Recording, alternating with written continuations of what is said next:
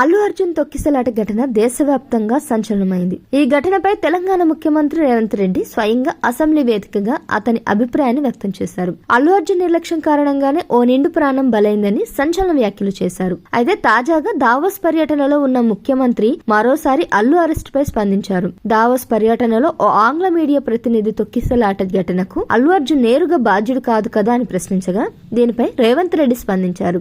2 రోజుల ముందు థియేటర్ కి రావడానికి పర్మిషన్ కోసం వస్తే పోలీసులు నిరాకరించారు. అయినప్పటికీ అల్లు అర్జున్ థియేటర్ కు వచ్చారు. ఈ క్రమంలో అక్కడికి జనం భారీగా తరలి వచ్చారు. దీంతో ఆయనతో వచ్చిన సెక్యూరిటీ సిబ్బంది జనాలను తోసేశారు. ఆ క్రమంలోని తొక్కిసలాట జరిగి ఒకరు చనిపోయారు. ఒక వ్యక్తి చనిపోవడం ఆయన చేతిలో లేకపోవచ్చు, కానీ ఒక మహిళ చనిపోతే 10-12 రోజులు బాధిత కుటుంబాన్ని పట్టించుకోలేదు. చట్టం తన పని తాను చేసుకుంటూ పోయింది అని అన్నారు. ఇదిలా ఉంటే అల్లు అర్జున్ పుష్ప 2 డైరెక్టర్ సుకుమార్, నిర్మాణ సంస్థ మైత్రి మూవీస్ సంస్థలలో ఐటీ అధికారులు సోదాలు నిర్వహిస్తున్నారు. గత 3 రోజులుగా పలువురు సినీ నిర్మాతల ఇళ్లలో తనిఖీలు నిర్వహిస్తున్నారు. పుష్ప 2 బడ్జెట్ వచ్చిన ఆదాయంపై లెక్కలు అడుగుతున్నారు. మరోవైపు దిల్ రాజును సంక్రాంతికి రిలీజ్ అయిన సినిమాల కలెక్షన్ల పరంగా ఆరా తీస్తున్నారు. అలాగే సినిమా బడ్జెట్లకు ఫినాన్స్ ఇచ్చిన కంపెనీలను తనిఖీలు చేస్తున్నారు.